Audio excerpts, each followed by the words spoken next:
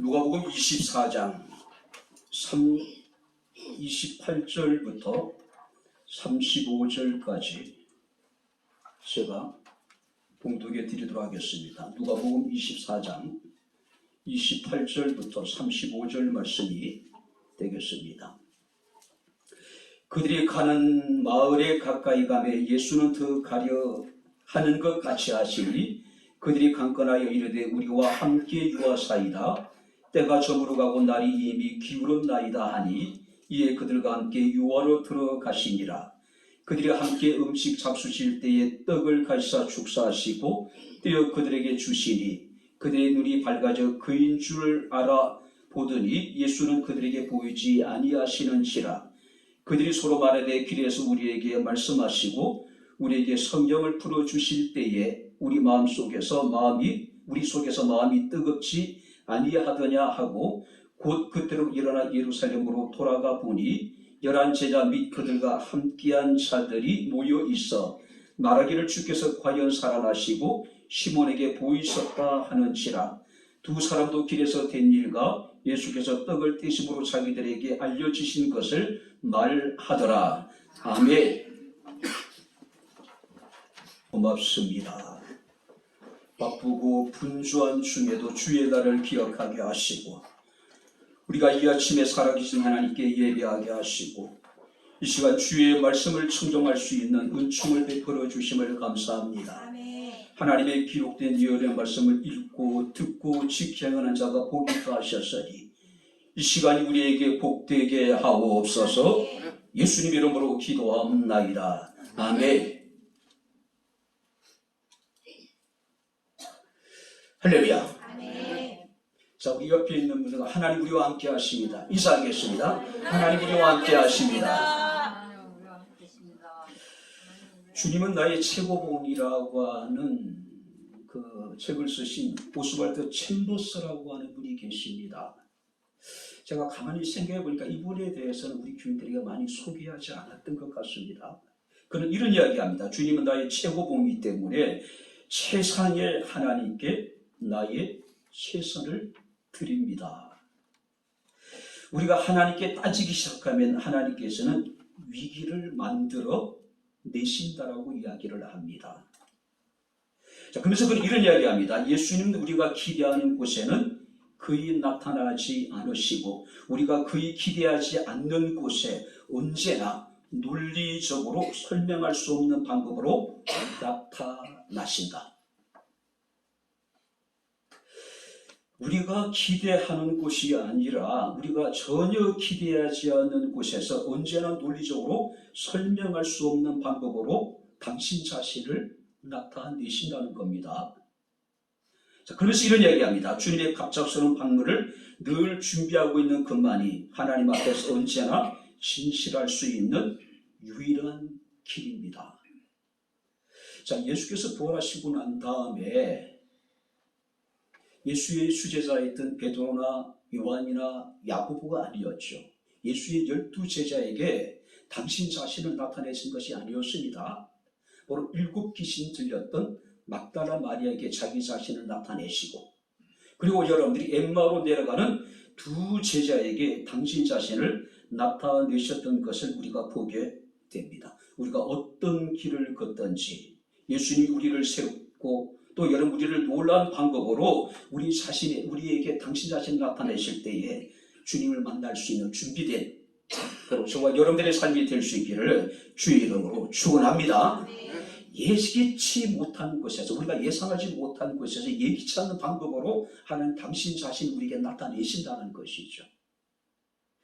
자, 오늘 우리가 본 말씀을 보게 되면 예수님이 십자가에 돌아가신 후에 슬픔에 사로잡혀서 자신들의 고향으로 내려갔던 바로 2 사람의 인물이 등장합니다. 아마 그들의 고향이 엠마오였던 것 같습니다.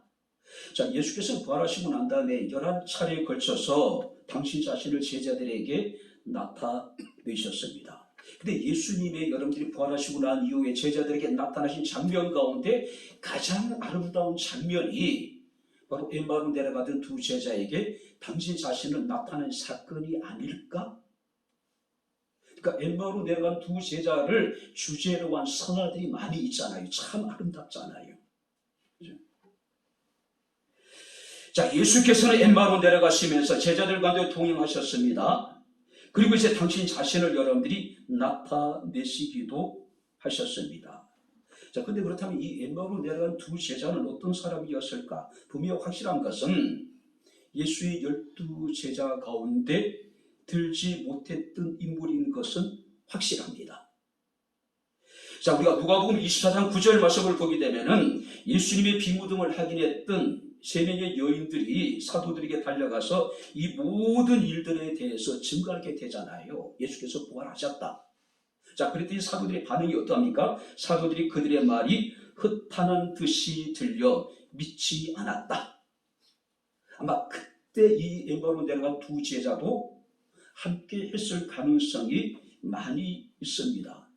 분명히 예수께서 부활하셨다는 소식을 들었음에도 불구하고 여인들의 말이 허탄하게 들려서 믿지 않고 그들은 뿔뿔이 자신의 생업을 찾아서 돌아가게 되는 것이죠.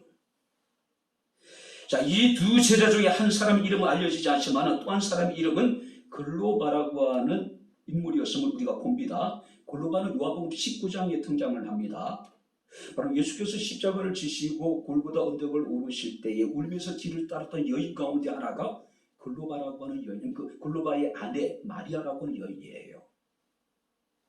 그리고 예수께서 골고다에서 십자가에 고난을 당하시고 죽으실 때 끝까지 그 옆을 지켰던 여인이 누구냐면은 글로바의 아내 마리아라고 하는 여인이었다는 사실이에요. 그러니까 이런 관계를 볼 때에 이 글로바라고 하는 인물은 예수님과 어떤 개인적으로 굉장히 밀접한 그런 인물이 아니었을까? 우리가 추측을 할 수 있는 겁니다. 비록 여러분들이 12제자 가운데는 들지 못했지만 늘 예수님의 주변에 머물면서 그의 말씀을 듣기도 하고 예수께서 행하셨던 수많은 기적들을 체험했을 가능성이 있는 인물입니다. 그런데 그가 예수께서 죽고 난 이후에 17절 말씀을 보게 되면 슬픈 짓을 띠고 있었다. 자, 분명히 여인들을 통해서 예수께서 부활하셨다는 소식을 들었음에도 불구하고 큰 기쁨의 좋은 소식을 들었음에도 불구하고 그들은 기뻐할 수가 없었다는 겁니다. 오히려 그들은 슬픈 빛을 띠고 자신의 고향으로 지금 내려가고 있는 상황이었다는 것이죠. 그런데 예수께서 그들 가운데 동행해 주셨습니다. 우리가 15절 16절 말씀을 보게 되면은 그들이 서로 이야기하며 문의할 때 예수께서 가까이 이르러 그들과 동행하시나 그들의 눈이 가리워져서 그인 줄을 알아보지 못했다. 그들의 눈이 가리워졌답니다. 그래서 그들 가운데 동행하시는 주님을 알지 못했다는 이야기예요.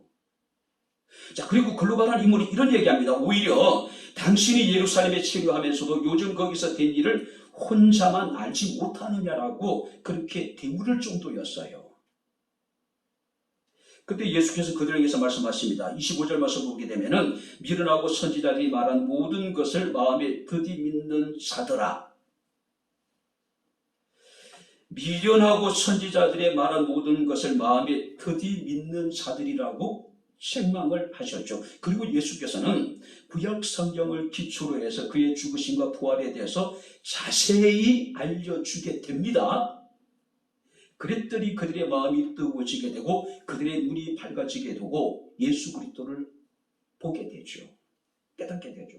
그리고 그들은 왔던 길을 돌이켜서 예루살렘으로 돌아가서 그리스도의 부활을 증거하는 증인이 되어졌던 것을 우리가 보게 됩니다. 오늘 저는 이 본문을 가지고 예수님과 동행하는 사람들이라는 제목으로 주의 말씀을 증거하겠습니다. 그들 가운데 나타나신 하나님의 은혜가 어떤 것일까?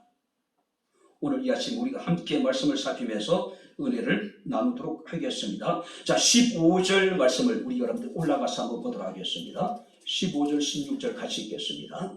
그들이 서로 이야기하며 문의할 때 예수께서 가까이 이르러 그들과 동행하시나 16절입니다. 그들의 눈이 가려서 그인 줄 알아보지 못하거늘. 그들의 눈이 가려져서 예수를 알아보지 못했다. 자, 여기서 그들의 눈이 가리워졌다는 이야기는 그들의 시선이 고정되고 그들의 시선이 변동이 없었다. 무슨 얘기일까요? 예수님이 평소의 부활에 대해서 약속을 하셨죠. 문제는 그들이 그 부활을 현실로 받아들이지 못했다는 사실이에요. 믿음으로 받아들이지 못했다는 이야기예요. 왜냐하면 그들의 의식과 그들의 시각이 변함이 없었다. 무슨 얘기일까요? 자, 주님께서 죽임을 당하셨다는 사실에만 집착했지 그들은 정작 사흘째 된 날 예수께서 다시 부활하실 것이라는 사실에 대해서는 전혀 관심이 없었다. 예수께서 고난을 당하시고 부활하실 것에 대한 말씀에서는 불구하고 그들은 처음부터 부활에 대한 부정적인 시각을 가지고 있었다. 그렇기 때문에 예수께서 육체의 몸으로 부활하셔서 그들 가운데 함께 나타내시고 그들과 동행하심에도 불구하고 그들은 예수를 알지 못했다. 그런 의미예요. 3년 6개월 동안 예수를 따랐다면 예수께서 행하셨던 엄청난 기적들을 다 경험했을 거예요. 그래도 그들의 의식과 그들의 시각 속에서는 그 예수님의 죽었다가 다시 살아나실 것에 대한 믿음이 없었다는 거죠. 평소에 현실적인 문제에 매몰되어져서 살아계신 하나님을 볼 수가 없었다.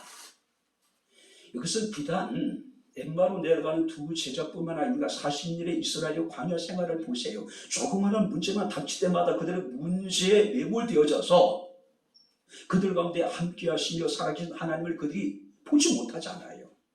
우리의 삶도 마찬가지입니다. 분명히 우리는 오늘 설교하기 시작하기 전에 하나님 우리와 함께 하십니다고 인사했습니다. 근데 실제 우리의 생활 속에는 어떨까요? 크고 작은 이런저런 문제에 매몰되어져서 정작 살아계신 하나님을 보지 못하는 겁니다. 인식하지 못하는 거예요. 믿지 못하는 거예요. 자, 그러다 보니까 좌절하고 절망할 수밖에 없는 것이죠. 그들은 평소부터 부활에 대해서 부정적인 시각을 가지고 있었습니다. 인식을 가지고 있었다는 이야기예요. 그래서 그들의 눈이 가려져 있었다. 뿐만 아니라 극한 슬픔이 그들의 눈을 가리게 만들었습니다. 이 곤혹스러운 상황이 그들의 눈을 가리게 만들었어요. 그들의 낙심한 마음이 그들의 눈을 가리게 만들어버린 거예요. 자, 예수님은 제자들에게 말씀하십니다. 미련하고 더디 믿는 자들아, 선지자의 말씀도 들었고 예수님의 가르침도 받았습니다. 자, 그래도 불구하고 그들의 생각이 고정되어져 있는 겁니다. 그들의 생각이 변화되지 않는 거예요. 의식이. 그죠? 우리가 아무리 예배를 드리고 기도를 하고 주의 말씀을 들어도 우리의 생각이 고정되어져 있는 사람들이 얼마나 많은지 몰라요. 전혀 요동하지 않은 겁니다. 우리가 어렵고 힘든 일에 또 고난 앞에 요동하지 않는 건 참 좋은 것인데 하나님의 말씀 앞에 꼼짝도 하지 않는 사람들이 이들을 말하고 있는 겁니다. 사람이 죽음의 끝이라고 하는 생각 때문에 예수님의 약속된 부활을 그들은 도저히 믿을 수가 없었다는 이야기죠. 현실의 뿌리를 둔 또는 세상적인 어떤 시각에 고정되어져서 그 마음이 전혀 변화되지 못했다. 또 하나님의 말씀을 듣긴 들었지만은 그 말씀이 그들의 마음속에 자리 잡지 못했다는 이야기입니다. 왜냐하면 자신의 생각이 너무 확고했기 때문에, 의식이 분명했기 때문에. 자, 그런데 우리가 30절 말씀을 보시기 바랍니다. 그들과 함께 음식 잡수실 때에 떡을 가지사 축사하시고 때 그들에게 주시니. 자, 보세요. 그들과 함께 음식을 잡수실 때 떡을 떼어 가지사 축사하시고 떼어 그들에게 주시는 순간 제자들은 엄청난 충격을 받게 됩니다. 떡을 가지사 축사하시고 떼어 그들에게 주시는 모습은 베세다 광야에서 500의 기적을 행하실 때 모습을 그대로 연상하게 만드는 여러분들이 말씀이에요. 예수께서 최후의 만찬을 하실 때도 똑같은 행동을 하셨습니다. 이것은 평상시 예수님의 여러분 제자들과 함께하는 식탁의 여러분들이 모습이었던 것 같아요. 제자들과 함께 식탁을 나눌 때마다 먼저 감사함으로 하나님께 축복하고 그리고 예수께서 친히 떡을 떼어서 제자들에게 나눠주셨던 것 같습니다. 근데 지금 이 엠마오로 들어간 두 제자가 그때서야 그걸 깨닫게 되는 겁니다. 그들이 가리주었던 눈이 열리게 되는 거예요. 31절 말씀을 보게 되면 그들의 눈이 밝아져 그인 줄 알아보더니 예수는 그들에게 보이지 않았다라고 말씀하고 있습니다. 오늘 사랑하는 성도 여러분들은 부활하신 예수를 만나게 되었을 때에 어떤 일이 벌어지게 됩니까? 가리워졌던 눈이 열려지는 기적이 일어났습니다. 살아계신 하나님은 눈으로 목격할 수 있는 저와 여러분들의 삶이 될 수 있기를 주의 이름으로 축원합니다. 우리가 열왕기하 6장에 보게 되면 아람의 군대가 엘리사와 그 종이었던 게하시가 있는 이스라엘의 도단이라는 곳을 후위하게 됩니다. 자, 엘리사의 몸종이었던 게하시가 눈을 떠서 아침에 산을 보니까 온 산의 아람 군대가 진을 치고 있는 모습을 봅니다. 완전히 포위되어지는 상황이에요. 급히 그는 자신의 주인이었던 엘리사를 부릅니다. 내 주여 우리가 어찌하여야 하리이까? 그때 엘리사가 그의 목적이었던 게하시에게 이런 이야기합니다. 대답하되 두려워하지 말라. 우리와 함께한 자가 그들과 함께한 자보다 많으니라. 기도하여 이르되 여호와여 원하건대 그의 눈을 열어서 보게 하시옵소서 하니 여호와께서 그 청년의 눈을 여시매 그가 보니 불말과 불경거가 산에 가득하여 엘리사를 둘렀더라. 한번 따라해 보시기 바랍니다. 우리와 함께한 자가 그들과 함께한 자보다 많으니라. 우리와 함께한 자가 그들과 함께한 자보다 크다, 강하다, 능력이 있다는 이야기예요. 그렇기 때문에 엘리사는 이르기를 두려워하지 말라고 이야기를 합니다. 자, 중요한 것은요, 우리와 함께한 자라고 하는 사실이에요. 엘리사만 함께하신 것이 아니라 그의 종이었던 게하시와도 함께하신 하나님, 그가 오늘도 우리와 함께하십니다. 할렐루야. 우리는 이것을 믿는 거예요. 오늘을 살아가고 있는 우리들에게 하나님은 엘리사를 통해 우리에게 말씀하십니다. 우리와 함께한 자가 그들과 함께한 자보다 많으니 우리와 함께한 자가 더 크고 우리와 함께한 자가 더 강하고 우리와 함께한 자가 더 능력이 있으니 너희는 어떤 상황 속에서도 두려워하지 말래요. 두려워하지 말래요. 주님과 동행하며 말씀을 듣고 떡을 뗄 때에 그들의 영적인 눈이 밝아지게 되었다는 겁니다. 주님을 볼 수 있게 되었다는 것이죠. 욥은 하루아침에 10명의 자녀들을 다 잃는 슬픔을 겪게 됩니다. 그는 동방의 가장 큰 자였습니다. 어마어마한 거부였단 말이에요. 근데 모든 것을 다 잃어버려요. 그때 욥이 무엇이라고 이야기하고 있습니까? 주신자도 여호와시오 지하신도 여호와이시니 여호와의 이름이 찬양을 받으시는 것이 마땅하다. 그는 불같은 시험을 끝까지 참고 견디고 인내하게 되잖아요. 그리고 그는 모든 고난이 끝났을 때에 내가 고난 전에는 하나님에 대해서 귀로만 들었는데 이제는 눈으로 주를 보나이다. 할렐루야. 이제는 눈으로 주님을 보나이다. 귀로 듣는 신앙에서 눈으로 보는 신앙으로 욥의 신앙이 변화되어지게 되는 것이죠. 뿐만 아니라 여러분들이 32절 말씀을 보겠습니다. 32절 같이 읽겠습니다. 그들이 서로 말하되 길에서 우리에게 말씀하시고 우리에게 성경을 풀어주실 때에 우리 속에서 마음이 뜨겁지 아니하더냐 하고. 길에서 우리에게 성경을 풀어주실 때 우리 속에서 마음이 뜨겁지 아니하더냐. 마음이 뜨거웠다는 이야기예요. 여기서 말하는 마음이 뜨겁다는 이야기는 일반적인 마음의 변화라기보다는 밖으로부터 어떤 이끌림을 감지하고 감격적인 기쁨과 황홀감을 그들이 체험을 했다. 초월적인 경험이라고 이야기할 수 있습니다. A.W. 토저라고 하는 분은 이런 경험에 대해서 하나님을 만나는 위기적인 경험이라고 이야기를 해요. 하나님을 만나는 위기적인 경험하는 사람들이 나타나는 공통된 특징이 뭡니까? 다 그들이 자기 자신이 죄임을 고백하며 주님 앞에 엎드리잖아요. 그들의 마음이 뜨거워졌답니다. 하나님을 만나는 위기적인 경험을 했다는 이야기예요. 예수들을 만나게 되었을 때 그들은 감격적인 기쁨과 황홀감을 그들이 체험하고 있는 겁니다. 그런데 언제예요? 길에서 우리에게 성경을 풀어주실 때에, 하나님의 말씀을 들을 때, 할렐루야. 아멘. 하나님의 말씀을 들을 때에 성경 말씀을 보니까 감격적인 기쁨과 황홀감을 체험하는 겁니다. 초월적인 여러분들이 경험을 하는 거예요. 하나님을 만나는 위기적인 경험을 그들이 했다는 이야기예요. 예레미야 23장 29절 말씀을 보게 되면은 내 말이 불같이 아니하냐,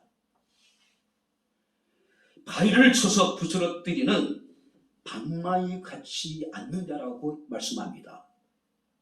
하나님의 말씀은 불 같다는 이야기예요. 바위를 깨트리는 방망이 같이 강한 능력을 가지고 있다는 이야기예요. 주의 말씀이 선포될 때에 제자들의 마음이 뜨거워졌어요. 불같은 강력한 성령의 역사가 이 제자들 가운데 나타났다는 이야기예요. 우리가 1907년 평양의 대부흥운동의 시발점이 된 것이 1903년의 원산 대부흥운동이에요. 감리교 선교사였던 학이라고 하는 분이 몇몇의 사람들을 모아놓고 성경 공부를 하기 시작을 합니다. 그리고 강력한 하나님의 은혜를 그들이 구해요. 그때 1903년에 원산 대부흥운동이 벌어지게 됩니다. 그리고 그 원산 대부흥운동을 시발점으로 해서 1907년 평양 대부흥운동이 일어나게 됩니다. 세계 기독교 역사에서 가장 위대한 부흥운동 가운데 하나가 평양 대부흥운동이에요. 자, 이 강력한 성령의 역사를 통해서 구한말, 혼란한 상황 속에서 사회의 질서를 변화시키고 체제를 변화시키고 무력증에 빠져있던 조선의 백성들에게 희망의 불씨가 되어졌어요. 어느새도 그 영향이 강력했냐면은 평양이 주일 되면은 시장이 철시를 합니다. 시장의 평양의 기생 건번이 도저히 영업이 안 돼가지고 평양 대부흥운동의 그 어떤 주축적인 인물에 대해서 온갖 그들이 여러분들이 그 유혹을 하고 하지만 그들이 넘어가지 않아요. 결국요. 우리가 원산 대부흥운동도 마찬가지고 평양 대부흥운동도 그들은 말씀 사경과 부흥회를 함께 병행을 한 거예요. 말씀을 공부하고 그들은 기도할 때에 성령의 강력한 역사가 나타났다는 것이죠. 예레미야 23장 9절 말씀을 보게 되면 내가 다시는 여호와를 선포하지 아니하며 그 이름으로 말하지 아니하리라 하면 나의 마음이 불붙는 것 같아서 골수의 사무체니 답답하여 기들 수 없나이다. 무슨 얘기일까요? 하나님의 말씀을 전하는 일이 예레미야에게 너무 힘들고 고통스러워요. 왜 그럴까요? 거짓 선지자는 예루살렘이 평안하다 평안하다 평안하다 평안하다 잘 될 것이다. 그들은 평안만을 선포를 해요. 그런데 정작 하나님이 예레미야에게 주신 여러분들이 계시는 뭐냐면 예루살렘의 멸망입니다. 바벨론을 항복하라는 이야기예요. 그러니 누가 그를 여러분들이 좋아하겠어요? 그죠? 아니 만약에 우리가 대한민국이 망하게 될 것이다, 중국이 북한과 들어와서 우리를 침공하게 될 테니까 싸우지 말고 너희는 항복하라 그러면은, 아니 일본이 군대를 일으켜가지고 한반도를 침략하게 되면은 너희는 싸우지 말고 항복하라면은 누가 여러분들이 누가 그걸 인정하겠어요? 그런 상황이었어요. 그러니까 더 이상 하나님의 말씀을 전하는 것이 예레미야가 너무 고통스러워서 내가 다시는 여호와의 말씀을 선포하지 않겠노라고 다짐을 해요. 근데 문제는 내 마음이 붉은 것 같아서 골수에 사무치니 답답하여 견딜 수 없다. 하나님 말씀을 전하지 않겠노라고 마음의 문을 닫아버렸더니 그 말씀이 예레의 마음속에서 불같이 역사해버리는 거예요. 불같이 역사하는 겁니다. 그래서 견딜 수 없어요. 그래서 다시 말씀을 전합니다. 예수님을 만난 사람들의 공통된 특징이 뭐냐면 그들의 마음이 뜨거워졌다는 얘기합니다. 왜냐하면 하나님의 성령이 근본적으로 그들 가운데 역사했기 때문에. 그들은 주님을 사랑했습니다. 주의 피로 씌우신 교회를 사랑하게 됩니다. 목회자를 사랑하게 되고 성도를 사랑하게 되고 죽어가는 영혼들을 사랑하게 됩니다. 이런 자들은 뜨거운 열정을 가지고 자신에게 주어진 사명에 충성하게 됩니다. 사도 바울은 자신의 어떤 후계자였던 디모데에게 이르기를 그러므로 내가 나의 안수함으로 내 속에 있는 하나님의 은사를 다시 불릴 하게 하기 위하여. 사도 바울은 이 디모데의 마음속에 불리듯 하는 하나님의 강력한 성령의 역사를 기대하고 있는 거예요. 오늘 사랑하는 성도님들, 오늘 이 시간 우리가 하나님의 말씀을 들을 때에 하나님의 뜨거운 강력한 성령 역사가 우리의 마음을 새롭게 하게 되기를 주의 이름으로 축원합니다. 하나님의 말씀을 받을 때. 자, 마지막으로 33절 같이 읽겠습니다.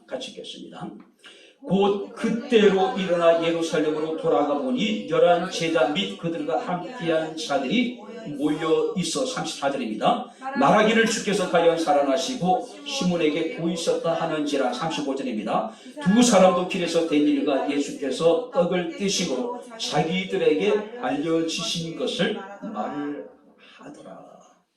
자, 그들이 영안이 열려서 주님을 봤습니다.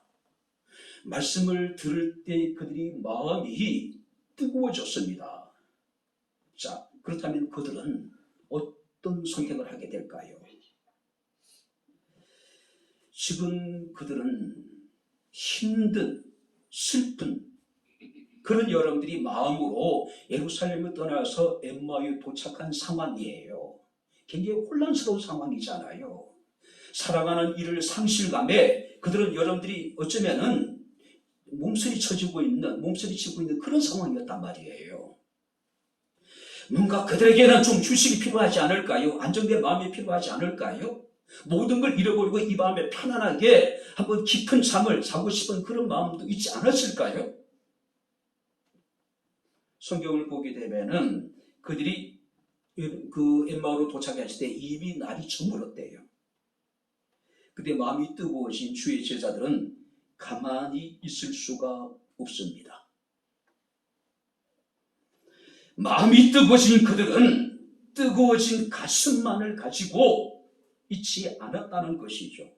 그들은 움직였습니다. 곧 움직였습니다. 한시도 지체할 수 없습니다. 그때로 그들은 다시 돌이킵니다. 그들이 지금까지 슬퍼하면서 왔던 그 길을 다시 돌아서 예루살렘으로 올라갑니다. 자, 이것은 완전한 길의 변화죠. 삶의 변화입니다. 삶의 변화예요. 어쩌면 이것은 진정한 회개자의 모습이라고 이야기할 수가 있습니다. 그들은 왔던 길을 되돌아서 밤길을 걸어 예루살렘으로 돌아갔습니다. 그들은 부활의 목격자로서 산 증인으로서 이 소식을 전하지 않으면 안 되었기 때문에 그들은 다시 예루살렘으로 돌아갔다는 거예요.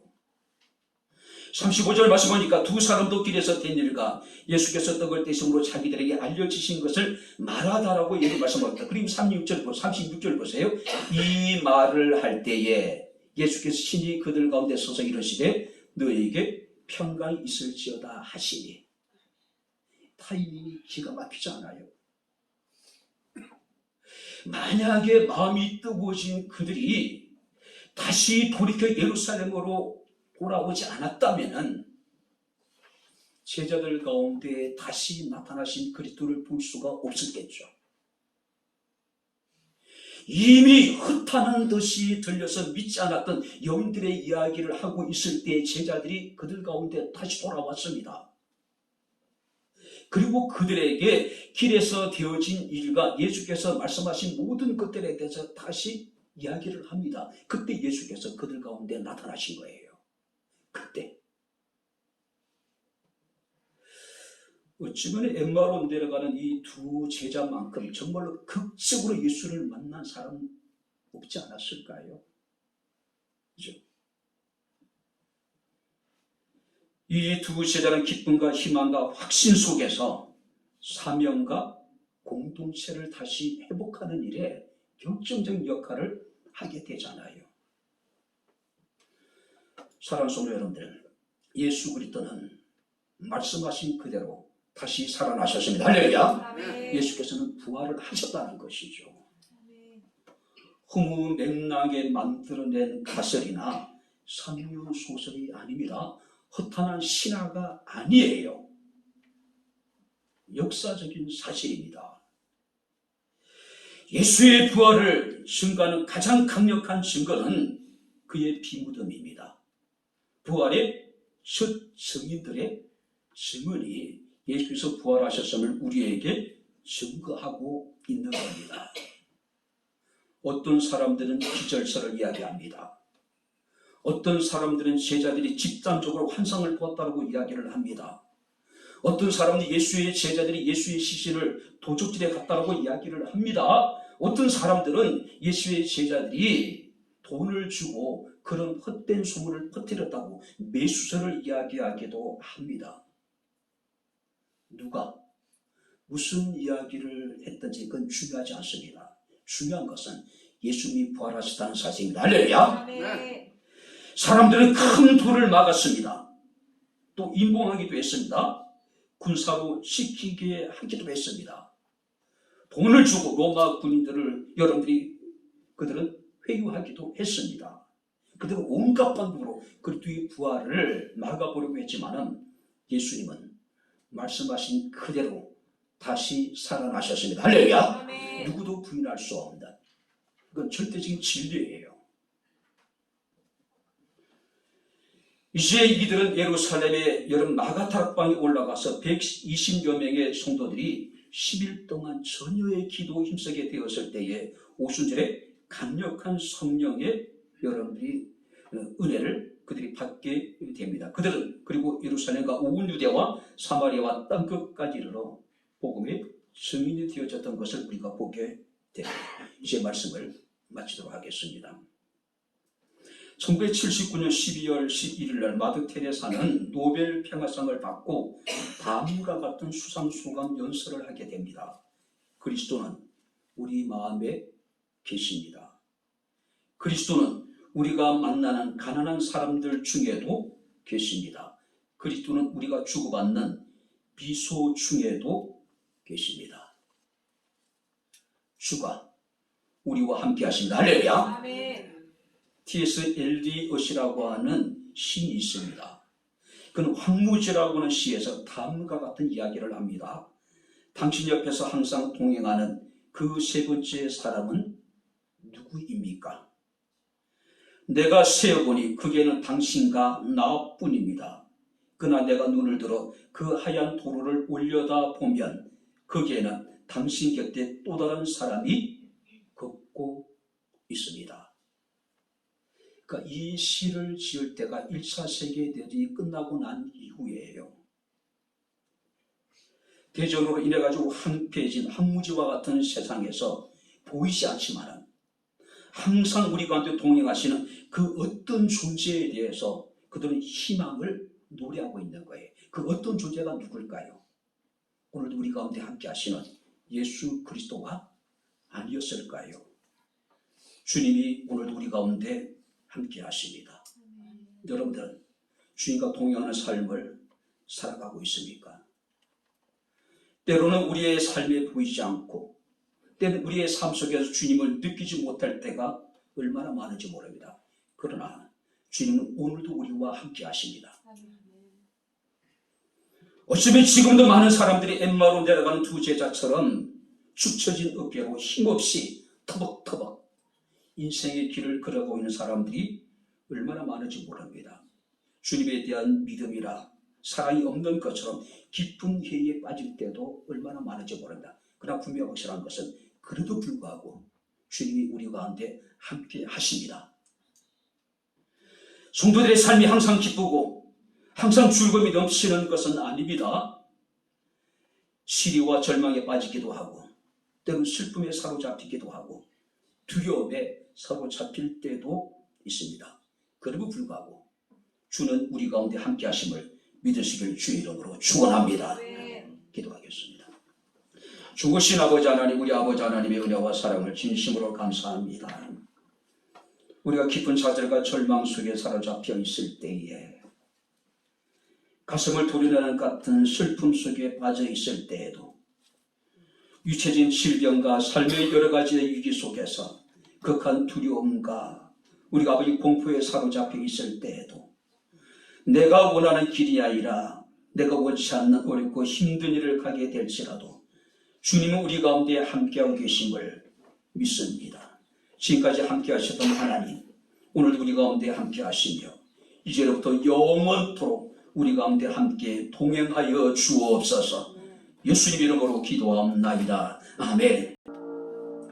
이제는 우리 주 예수 그리스도의 은혜와 하나님의 크신 사랑과 성령님의 교통 휴전의 충만 역사 인도하심이 날마다 삶 가운데 살아계신 하나님을 목격하며 뜨거운 열정을 가지고 하나님을 섬기며 교회를 섬기며 맡긴 주의 사명을 감당키를 원하는 백향목교회 사랑하는 모든 성도들 머리머리 이에 저들의 가정과 직장과 사업장과 이 교회와 이 나라 이 민족 이에 지금부터 영원토록 함께 있을지어다.